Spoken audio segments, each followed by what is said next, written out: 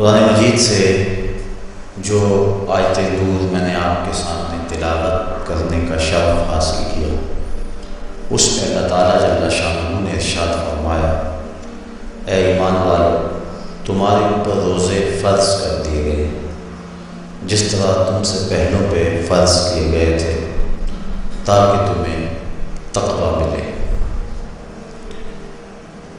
الصوم فی اللغت الامساک، روزہ لغت میں رک جانے کو کہتے ہیں۔ جب ہوا کے تیز جھکڑ چلتے چلتے رک جاتے تو اہل عرب کہتے ہیں سامت الریح، کہ ہوا رک گئی۔ تیز دوڑتا ہوا گھوڑا جب اچانک ٹھہرتا تو وہ کہتے سام الخیر، منہ زور گھوڑا رک گیا۔ تو روزے کو بھی روزہ اس لیے کہا جاتا ہے کہ نفس کا سرکش اور منہ زور گھوڑا رمضان میں رک جاتا ہے، اور جو اللہ کے حکموں کو ڈٹائی سے توڑتے ہیں رمضان میں ان کے سر بھی سجدوں میں دیکھیں۔ تو اس لیے صوم کو صوم کہا جاتا ہے کہ اس میں انسان گناہوں سے رک جاتا ہے۔ شریعت اسلامیہ میں طلوع فجر ثانی سے غروب آفتاب تک اکل و شرب اور جماع سے کثرت رکے رہنے کو روزہ کہا جاتا ہے۔ روزے کی تاریخ کے حوالے سے علامہ اسماعیل حقی علیہ رحمہ تفسیر روح البیان میں لکھتے ہیں کہ ملک تحمورث ثالث کے دور میں قحط پڑا۔ یہ حضرت آدم علیہ السلام کی اولاد سے تیسرا بادشاہ ہوا ہے۔ تو اس نے اپنی قوم کو حکم دیا کہ وہ ایک وقت کا کھانا کھائیں اور ایک وقت کا کھانا بچا کر قحط زدہ علاقوں میں بھیجیں تاکہ دکھیوں اور مجبوروں کی مدد ہو سکے۔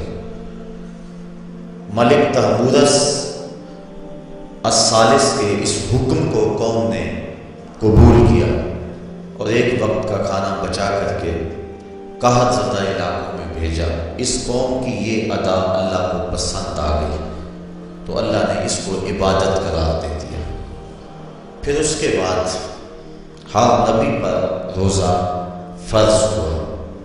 کما کتب علی الذین من قبلکم، اس پہ شاہد عادل ہے۔ حضور علیہ السلام فرضیت روزہ سے قبل ایام 20 کے روزے رکھا کرتے تھے۔ ہر ماہ کی 13، 14 اور 15 تاریخ کو قمری تقویم کے حساب سے جو روزے رکھے جاتے ہیں ان کو ایام 20 کے روزے کہا جاتا ہے۔ لیکن اس کے بعد پھر عاشورہ کا روزہ حضور نے معمول بنایا، اور اس کو کسی صورت بھی حضور اور صحابہ ترک نہیں کرتے تھے۔ فصام رسول اللہ وامر بصیام، حضور نے خود بھی روزہ رکھا اور صحابہ کو بھی حکم دیا کہ یہ روزہ رکھیں۔ لیکن جب سن 2 ہجری کو واقعہ بدر سے 1 مہینہ قبل 17 شعبان المعظم جب روزہ فرض کیا گیا تو پھر حکم دے دیا گیا۔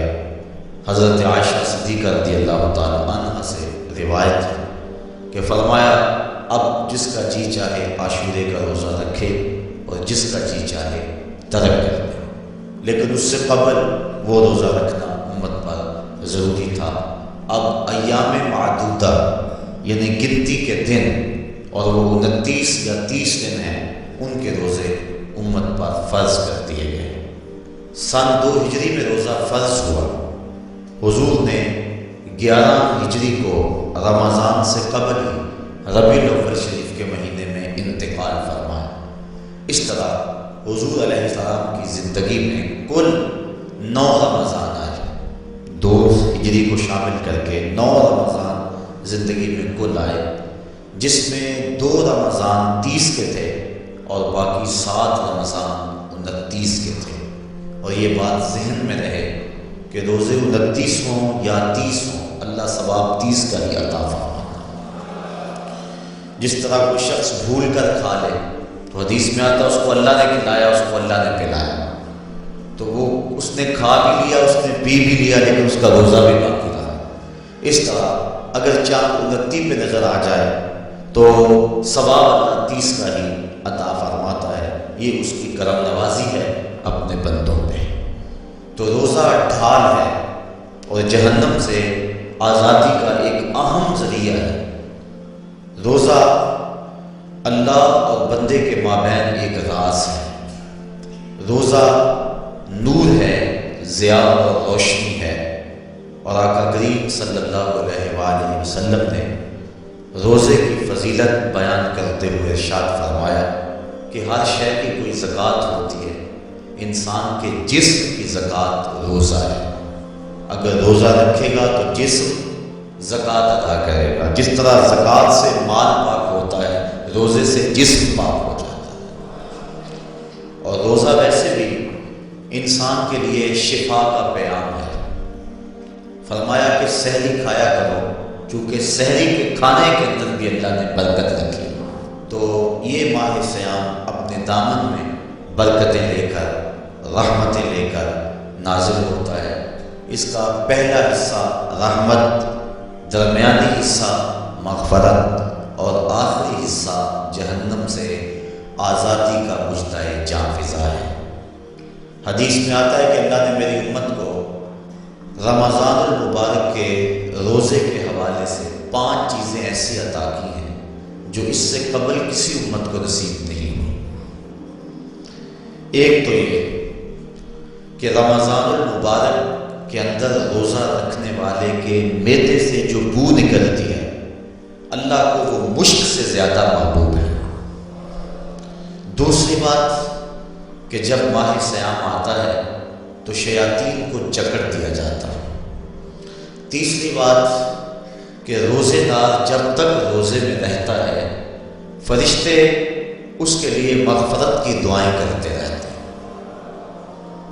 اور چوتھی بات، جب ماہ صیام کی آخری رات آتی ہے تو اس کے سارے گناہوں کو بخش دیا جاتا ہے اور اس کو جہنم سے آزادی کا پروانہ مل جاتا ہے۔ بلکہ ایک صحابی نے حضور سے عرض کی کہ آقا کریم، جو یہ جہنم سے آزادی کا پروانہ ان کو ملتا ہے تو کیا یہ لیلۃ القدر کی رات ہے؟ تو آقا کریم نے فرمایا نہیں، جب مزدور اپنی مزدوری مکمل کرتا ہے، جب اس کی دہاڑی پوری ہو جاتی ہے تو پھر اس کو اس کا مالک کچھ دیتا ہے، تو یہ جو اس کو بخشش اور مغفرت کا مجدہ جاں فضا دیا جاتا ہے یہ اس کی مزدوری ہے۔ اور فرمایا کہ جو لیلۃ القدر کی برکتیں اس کو حاصل ہوتی ہیں یہ اس کے علاوہ، اور یہ اللہ تعالیٰ جل شانہ نے خاص کرم نوازی فرمائی بندہ مومن پر کہ اس کو یہ بابرکت رات عطا فرمائی۔ اور 5ویں فضیلت جو اس کو دی گئی روزہ دار کو، اور حضور سے قبل جو امتوں میں لوگ روزے رکھتے تھے یہ فضیلتیں ان کو نہیں عطا کی گئی۔ جنت کو پورا مومن کے لیے آراستہ اور پیراستہ کیا جاتا ہے۔ حضرت ابو ہریرہ رضی اللہ تعالیٰ عنہ سے ایک روایت مروی ہے جس کو امام بخاری اور امام مسلم نے روایت کیا کہ آقا کریم علیہ السلام نے ارشاد فرمایا، قال اللہ عز و جل، اللہ جل شانہ ارشاد فرماتا ہے، کل اعمال ابن آدم لہو، ابن آدم کا ہر عمل اسی کے لیے ہے، الا الصوم فإنہ لی، ہاں مگر روزہ ہے جو وہ میرے لیے رکھتا ہے، وأنا اجزی بہ، اور اس کی جزا میں اسے دوں گا، والصیام جنۃ، اور صیام روزہ ڈھال ہے، فإذا کان یوم صوم احدکم فلا یرفث ولا یسخب، فإن صابه أحد أو قاتله فليقل إني صائم إني صائم، والذي نفس محمد بيده لخلوف فم الصائم أطيب عند الله من ريح المسك، للصائم فرحتان يفرحهما إذا أفطر فرح بفطره وإذا لقي ربه فرح بصومه۔ تو فرمایا کہ جب کوئی شخص روزہ رکھتا ہے تو اس کا یہ عمل اللہ کے لیے ہے اور اللہ تعالیٰ اس کی جزا دے گا، روزہ ڈھال ہے. جب کوئی شخص روزہ رکھے تو وہ اس کے اندر کوئی اللہ کی نافرمانی نہ کرے، یہاں تک کہ اگر اس کو کوئی شخص گالی بھی دے تو وہ یہ کہے کہ میرا روزہ ہے، میں صائم ہوں، میں نے روزہ رکھا ہوا ہے. یہ کہہ کے لڑنے والے کو، الجھنے والے کو ٹال دے. حضور نے ارشاد فرمایا مجھے قسم ہے اس رب کی جس کے قبضے میں محمد کی جان ہے کہ روزہ دار کے معدے سے جو بو نکلتی ہے اللہ کو وہ مسک یعنی کستوری کی خوشبو سے زیادہ محبوب ہے. اور روزہ دار کے لیے دو خوشیاں ہیں. ایک خوشی اس کو اس وقت ملتی ہے جب وہ روزہ افطار کرتا ہے، اور دوسری خوشی اس کو اس وقت ملتی ہے جب اس روزے کے صلے میں اسے اپنے رب کا دیدار نصیب ہوگا. یہ بات ذہن میں رکھیں کہ اس دنیا پر سب سے بڑی دولت جو حضرت انسان کو دی گئی ہے وہ دولت ایمان ہے، اور قیامت کے دن سب سے بڑی دولت جو اہل ایمان کو دی جائے گی وہ اللہ تعالیٰ کا دیدار ہوگا. جنت کے حور و قصور، جنت کے محلات، جنت کی عالی نصب نعمتیں، دنیا کی کوئی دولت اور دنیا کی کوئی نعمت جنت کی کسی نعمت کا مقابلہ نہیں کر سکتی. لیکن جنت والے جنت میں جا کر جس نعمت کو سب سے بڑا سمجھیں گے، اور وہ ہوگی بھی حقیقت میں سب سے بڑی نعمت، ایسی نعمت کہ اس نعمت کے ملنے پہ باقی ساری نعمتوں کو بھول جائیں گے، وہ یہ ہے کہ رب اپنے رخ کرم سے پردہ ہٹا دے گا اور ان کو اپنا دیدار عطا فرما دے گا. تو یہ سب سے بڑی دولت جو مومن کو آخرت میں نصیب ہوگی یہ روزے کے صلے میں نصیب ہوگی. یہ روزے کا وہ ثمر ہے، یہ روزے کا وہ پھل ہے جو اللہ اہل ایمان کو قیامت کے دن عطا فرمائے گا. عاجزی بے ہی کا معنی ہے کہ اس کی میں جزا ہوگا. ایک روایت میں آتا ہے کہ جو اعمال ہیں وہ 7 طرح کے ہیں. 2 اعمال ایسے ہیں کہ جو واجب کرتے ہیں، 2 اعمال ایسے ہیں کہ جن کی جزا ان کی مثل ہے، اور ایک عمل ایسا ہے کہ جس کی جزا 10 ہوگی، اور ایک عمل ایسا ہے کہ جس کی جزا 700 ہوگی، اور ایک عمل ایسا ہے جس کی جزا بے حساب. فرمایا کہ وہ 2 عمل جو واجب کرتے ہیں وہ یہ کہ اگر کسی شخص نے اللہ کی عبادت کی اور اس کے ساتھ کسی کو شریک نہ ٹھہرایا تو وہ جنت کو یہ اعمال واجب کر دیتے ہیں. یعنی اس کو جنت کا ملنا لازم ہے، ضروری ہے، واجب ہے اس کے. اور دوسرا وہ شخص جس نے اپنے رب کے حکموں کو توڑا، یہاں تک اس کے ساتھ کسی کو شریک ٹھہرایا، اس کے اوپر جہنم واجب ہے. اور 2 وہ عمل جن کی جزا کی مثل مل گئی. ایک وہ گناہ جو اس نے کیا تو اس کی سزا اس کی مثل دی جائے گی، اور دوسری وہ نیکی جو اس نے کی نہیں ہے لیکن اس کا عزم کیا تھا تو اس کو بھی ایک نیکی کا ثواب دے دیا جائے. ایک عمل وہ ہے جس کے بدلے کے اندر 10 گنا اس کو اجر دیا جاتا ہے، اور فرمایا اس سے اس کے نیک اعمال مراد ہیں. اور فرمایا کہ جو اس کا چھٹا عمل ہے وہ ایسا ہے جس کے بدلے کے اندر اس کو 700 گنا اجر دیا جاتا ہے، اور وہ راہ خدا میں اس کا صدقہ کرنا ہے. اور فرمایا ایک عمل ایسا ہے جس کی جزا کا دنیا پر کوئی حساب ہی نہیں ہے، اور وہ بندے کا اللہ کے حضور اپنے روزے کے ساتھ پیش ہونا ہے. تو روزہ ایک ایسا عمل ہے کہ جس کی جزا کا کوئی حساب ہی نہیں ہے. تو یہ اللہ کے علم میں ہے کہ وہ اپنے بندے کو کتنی اس کی جزا اور کتنا اس کا صلہ عطا فرما دیتا ہے. تو یہ اجر ہے نیکی کا. اور آقا کریم علیہ السلام نے ارشاد فرمایا روزہ ڈھال ہے اور جہنم سے بچنے کا ایک مضبوط قلعہ ہے. روزے کے من جملہ ثمرات میں سے ایک ثمرہ مرتبہ احسان کا حاصل ہونا. مرتبہ احسان کیا ہے؟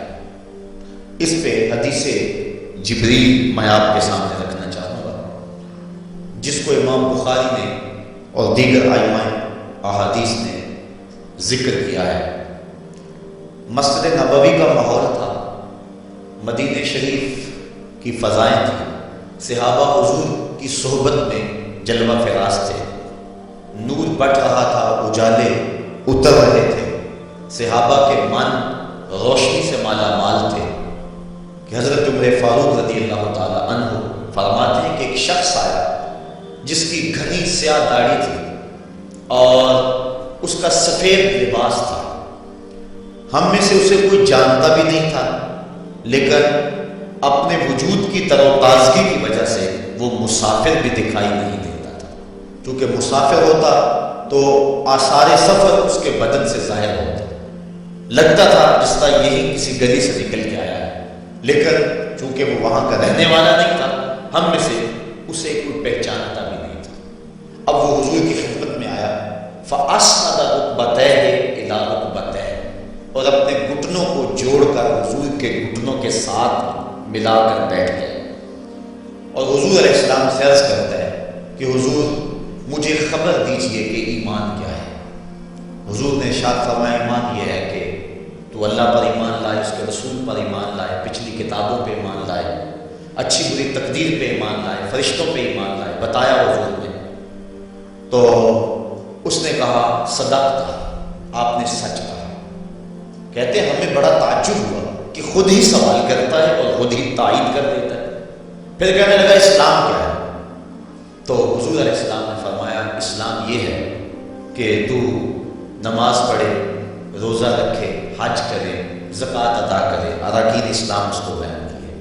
کہنے لگا آپ نے سچ کہا۔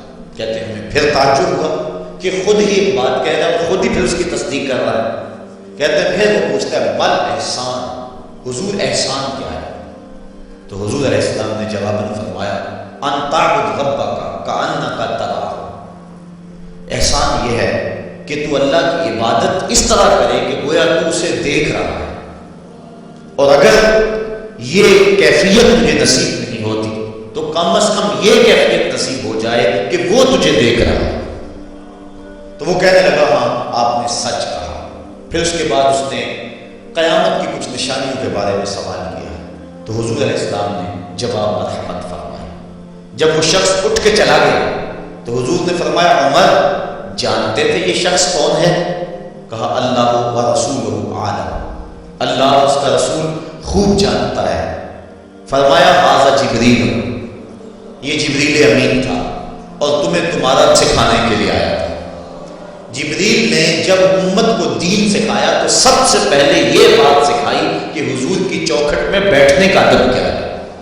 دونوں گھٹنے بچھا کر وہ اس طرح حضور کی چوکھٹ میں ادب کے ساتھ بیٹھا، اور اس کے بعد حضور سے اس نے سوالات کیے۔ تو فرمایا یہ جبریل امین تھے جو تمہیں تمہارا دین سکھانے کے لیے آئے تھے۔ تو جبریل امین نے جو دین سکھایا، جو چیزیں پوچھی وہ 3 چیزیں تھیں، ایمان کیا ہے، اسلام کیا ہے اور احسان کیا ہے۔ تو احسان تیسری چیز ہے جس کو ہم اپنی زبان کے اندر تصوف کہتے ہیں، جس کو ہم طریقت کا نام دیتے ہیں۔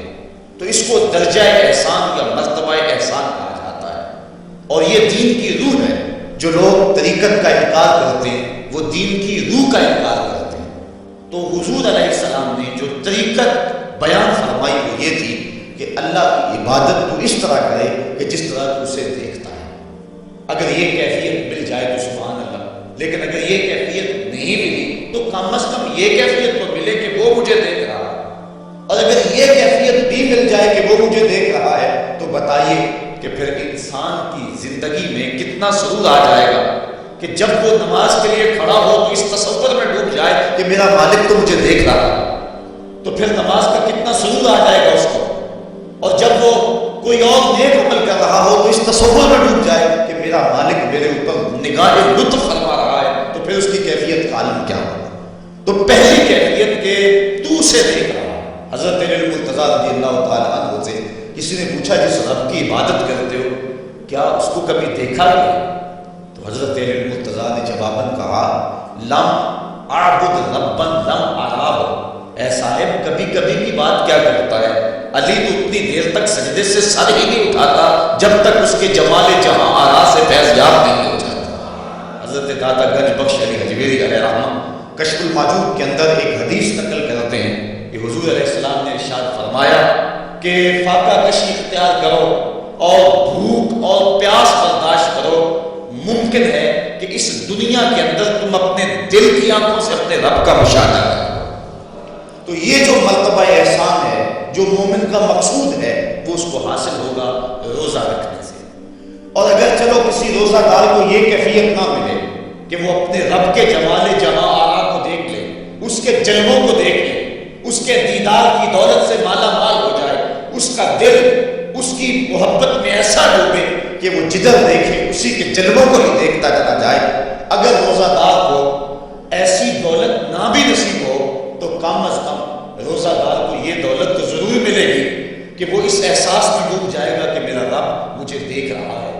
گناہ گار سے گناہ گار شخص بھی کڑکتی ہوئی دوپہر میں ٹھنڈا پانی دستیاب ہونے کے باوجود ایک گھونٹ بھی حلق سے نیچے نہیں اتارتا، کیوں؟ اس لیے کہ میرا مالک تو مجھے دیکھ رہا۔ تو یہ احساس اس کو آیا کہ نہ آیا؟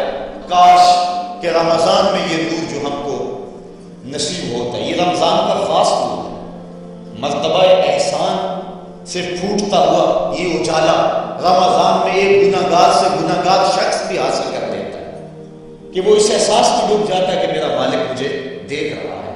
کاش کہ وہ اس کو اندر سمو لے اور اس کو دل کی ایک ایک پرت پہ رکھ لے اور اس کو سجا لے اور اس دولت کو پھر جانے نہ دے، تو پھر اس کے لیے گناہ کرنا مشکل ہی نہیں، محال ہو جائے گا۔ اس احساس سے پانی نہیں پیتا کہ میرا اللہ مجھے دیکھ رہا ہے، تو کیا مجھے یہ بتاؤ کہ جب وہ دکان پہ بیٹھ کے ڈنڈی مارتا ہے کیا اللہ اس وقت نہیں دیکھتا؟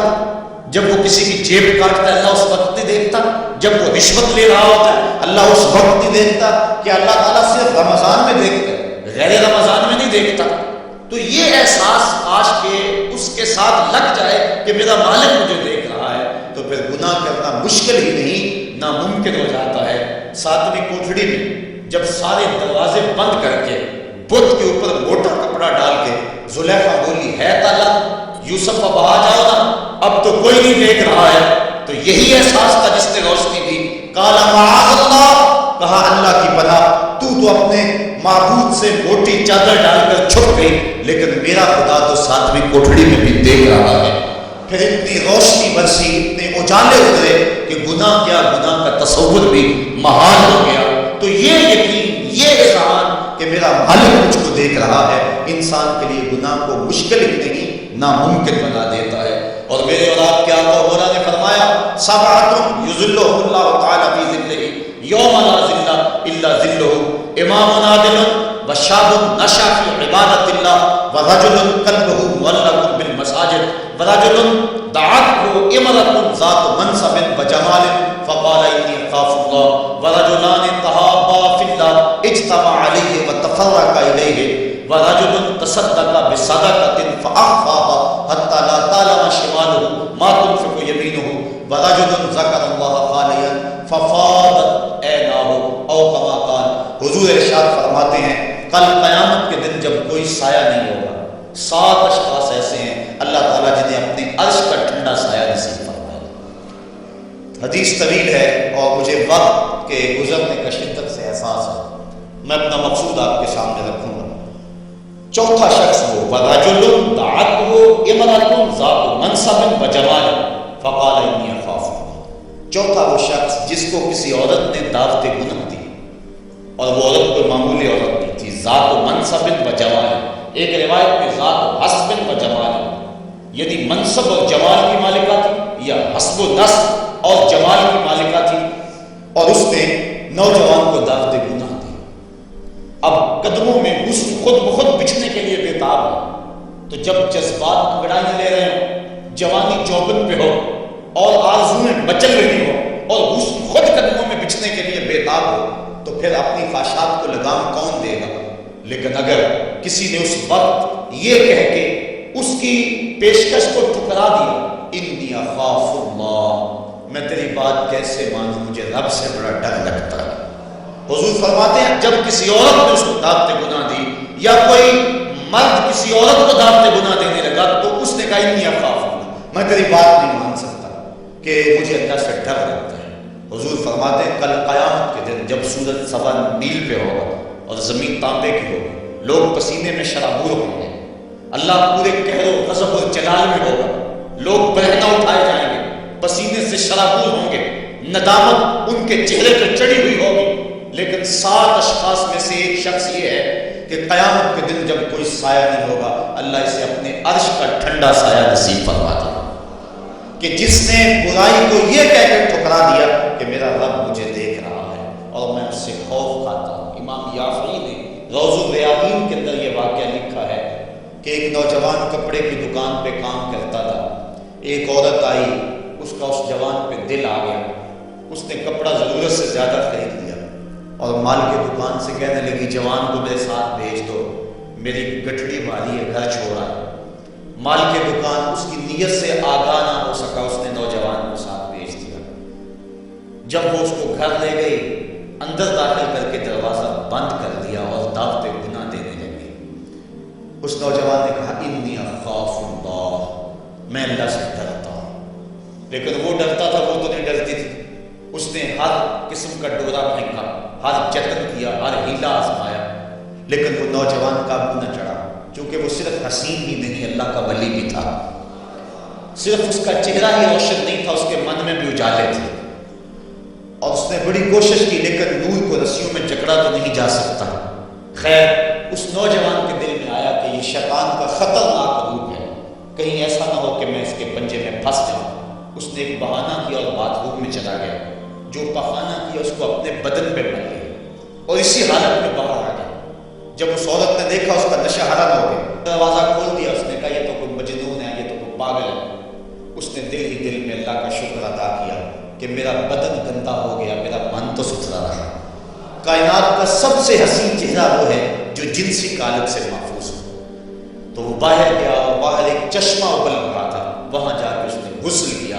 امام یافعی لکھتے ہیں جب تک وہ زندہ رہا اس کے جسم سے مشک و عنبر کی خوشبو آیا کرتی تھی، اور جب وہ مر گیا لوگوں نے اس کو دفن کر دیا، یہ خوشبو اس کی قبر کی مٹی سے بھی آیا کرتی تھی۔ تو جو اللہ سے ڈرا کہ میرا مالک مجھے دیکھ رہا ہے، تو اللہ تعالیٰ اس کی کیسی ناز برداریاں فرماتا ہے، اس کے اوپر کتنے کرم اس کے اترتے ہیں۔ تو کہا کہ وہ شخص جس نے اللہ سے ڈر کر گناہ کو چھوڑا، کل قیامت کے دن جب کوئی سایہ نہیں ہوگا، اللہ اسے اپنے عرش کا ٹھنڈا سایہ نصیب فرما دے گا۔ تو یہ رمضان کا فیض ہے کہ انسان بے شمار گناہوں کے باوجود بھی تڑپتی کڑکتی دوپہر کے اندر بھی ٹھنڈا پانی اپنے منہ کے قریب بھی نہیں لاتا، وضو کرتے ہوئے بھی احتیاط کرتا ہے، غسل کرتے ہوئے بھی احتیاط کرتا ہے کہ کوئی قطرہ حلق سے نیچے اتر نہ جائے، اس احساس میں کہ میرا رب مجھے دیکھ رہا ہے۔ یار روزے کا اور کیا سمجھنا چاہیے کہ وہ جو دولت صوفیاء نے زندگیاں کھپا دی، جس دولت کو حاصل کرنے کے لیے، مرتبہ احسان کو پانے کے لیے روزے دار نے سحری کھائی، ابھی جو ہے وہ سحری کا وقت ختم ہوا تھا کہ یہ احساس اس کے ساتھ لگ گیا، اور وہ تنہائی کے اندر بھی اللہ سے ڈرتا ہے اور کھانے پینے سے باز رہتا ہے، اس تصور کے ساتھ کہ میرا مالک مجھے دیکھ رہا ہے۔ روزے کا ایک ثمر اور ایک پھل یہ ہے کہ بندے کو تقوی کا نور نصیب ہوتا ہے، اور اللہ تعالیٰ نے یہاں قرآن مجید کے اندر جہاں روزے کی فرضیت کا ارشاد فرمایا، وہاں ساتھ یہ بات فرمائی کہ اس لیے تمہارے اوپر روزہ فرض کیا گیا ہے تاکہ تم متقی بن جاؤ۔ یہ مقصد روزہ ہے، اللہ یہ چاہتا، ورنہ اس کو کیا ضرورت ہے کہ بندے کو بھوکا اور پیاسا رکھے، وہ تو چاہتا ہے کہ یہ برائیوں سے باز آ جائے۔ بلکہ بخاری شریف کی حدیث ہے، حضور علیہ السلام نے ارشاد فرمایا من لم یدع قول الزور والعمل به فلیس للہ حاجۃ فی ان یدع طعامہ وشرابہ، جو شخص جھوٹ اور جھوٹے کام نہیں چھوڑتا، اللہ کو اس کے بھوکا اور پیاسا رہنے کی کوئی ضرورت نہیں ہے۔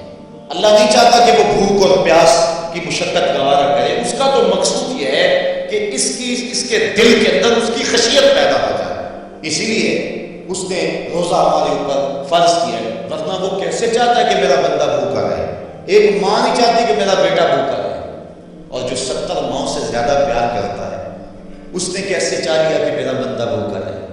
ماں کے پیار کو دنیا میں کسی ترازو پہ نہیں تولا جا سکتا، اور جو مالک ہے، ماں کو اتنا پیار بیٹے سے کس لیے؟ اس لیے کہ اس نے بیٹے کو جنم دیا، جس نے جنم دیا اس کو اتنا پیار ہے، تو جس نے تخلیق کیا اس کو کتنا پیار ہوگا؟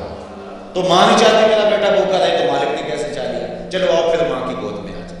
ماں بیٹے کی آنکھ میں ایک آنسو بھی گوارا نہیں کرتی تھی. بیٹا ہو گیا بیمار، ماں لے گئی ڈاکٹر کے پاس. اس نے جو دوا تجویز کی وہ کڑوی تھی. ماں نے زبردستی لٹا لیا. بیٹا پیتا نہیں. ماں نے منہ کھولا اور کڑوے سیرپ کے قطرے اس کے حلق میں ٹپکا لیے. بچہ چیختا ہے لیکن جو وہ سیرپ کے قطرے حلق سے نیچے اترتے چلے جاتے ہیں ماں کو قرار آتا جاتا ہے، اس کو طمانینت ملتی جاتی ہے. ماں کیا صفات ہو گئی؟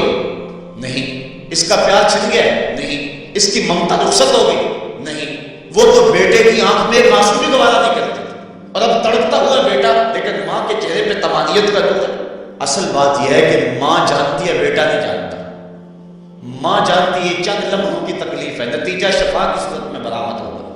اس لیے ماں کی نظر اس تڑپنے پہ نہیں ہے، ماں کی نظر اس نتیجے پہ ہے. مالک جو 70 ماں سے زیادہ پیار کرتا ہے وہ بھی نہیں چاہتا کہ میرا بندہ بھوکا اور پیاسا رہے، لیکن مالک کہتے ہیں اس کے باوجود تو بھوکا اور پیاسا رہے گا. کیوں؟ لعلکم تتقون، میرے بندے تجھے تقوی کی بہاریں نصیب ہوں، تیرے من کو روشنی اور تیرے من کو اجالا نصیب ہو جائے گا. تو یہ تقوی نصیب ہوتا ہے روزے سے.